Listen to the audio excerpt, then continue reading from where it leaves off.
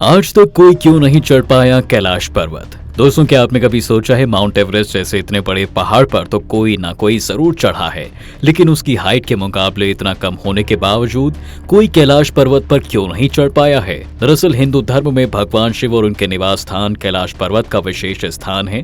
इसलिए हर साल हिंदू धर्म को मानने वाले सैकड़ों लोग पैदल चलकर मुश्किल रास्तों से होते हुए कैलाश पर्वत के दर्शन के लिए जाते हैं और यहाँ आकर भगवान शिव के दर्शन करते हैं।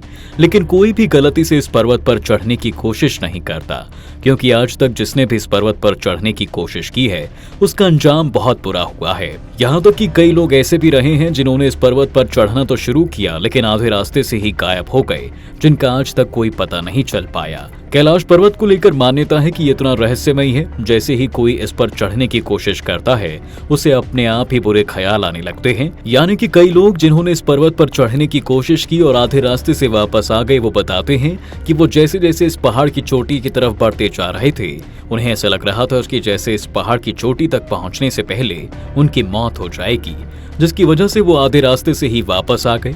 इसके अलावा ये भी माना जाता है कि बहुत से लोग जो इस पर्वत पर चढ़ने की कोशिश करते हैं वो आधे रास्ते में ही दिशा भटक जाते हैं। उन्हें ये समझ ही नहीं आता कि उन्हें किस दिशा की ओर बढ़ना है। यहाँ तक कि कई बार जब पर्वतारोही इस पर्वत पर चढ़ने का रास्ता ढूंढ लेते हैं और आगे बढ़ने की कोशिश भी करते हैं तो अचानक ही बर्फीला तूफान आ जाता है, जिससे वो रास्ता ही बंद हो जाता है, जिससे पर्वतारोही आगे बढ़ने वाले होते हैं जैसे भगवान शिव खुद उन्हें चेतावनी दे रहे हों कि यहाँ पर आना वर्जित है। लेकिन ऐसा नहीं है कि इस पर्वत पर आज तक कोई चढ़ नहीं पाया, बल्कि 11वीं शताब्दी में एक बौद्ध भिक्षु इस पर्वत की चोटी पर चढ़ गए थे।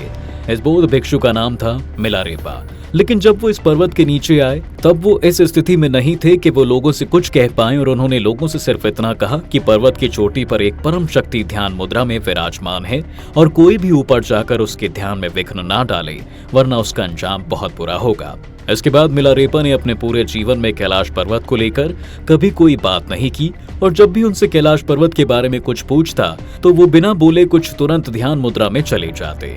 मिलारेपा के अलावा रशिया के मशहूर पर्वतारोही सर्गेई क्रिस्टिकोव ने भी सालों पहले इस पर्वत पर अपने कुछ साथियों के साथ चढ़ने की कोशिश की थी।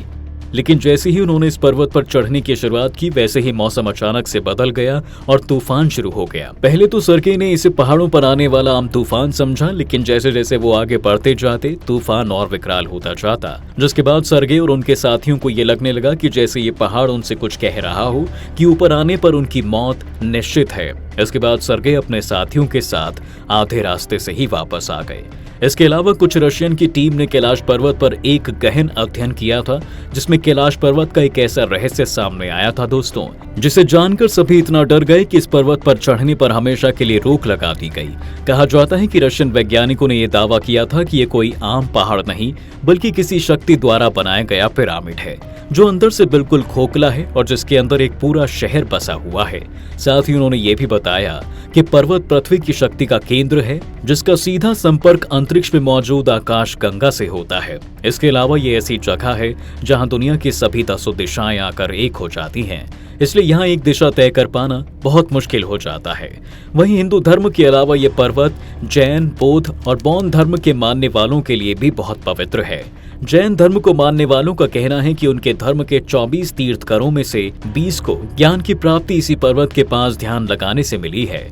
वहीं हिंदू धर्म के लोगों को इस बात पर विश्वास है कि इस पर्वत पर भगवान शिव अपनी पत्नी देवी पार्वती और बेटे कार्तिक और गणेश के साथ रहते हैं, जहां हर दिन स्वर्ग की देवी देवता उनके दर्शन के लिए आते हैं, इसलिए वो इस पर्वत पर चढ़ने को अच्छा नहीं मानते।